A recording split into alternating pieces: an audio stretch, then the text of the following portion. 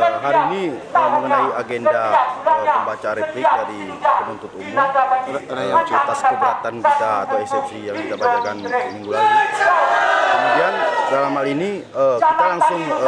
menyampaikan duplik secara lisan, yang artinya dalam duplik kita tetap pada eksepsi yang kita bacakan sebelumnya. Artinya kita meminta bahwasanya majelis hakim bisa menjatuhkan putusan sah,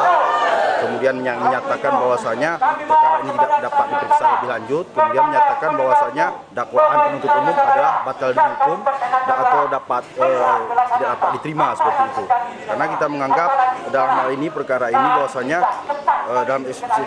eksepsi kita bahwasanya dakwaan jaksa tidak lengkap dan tidak jelas karena tidak menguraikan secara cermat dalam hal penerapan pasal 187 mengenai pembakaran dan 406 mengenai perusakan serta penyertaan pasal 55 yang seharusnya sesuai dengan KUHP bahwasanya penuntut umum seharusnya dalam dakwaan harus menguraikan secara cermat bagaimana unsur perbuatan dari keempat terdakwa ini, karena unsur terpenting dari kedua pasal ini adalah unsur kesengajaan, tetapi dalam dakwaan setelah kita pelajari itu kita tidak menemukan bagaimana cara atau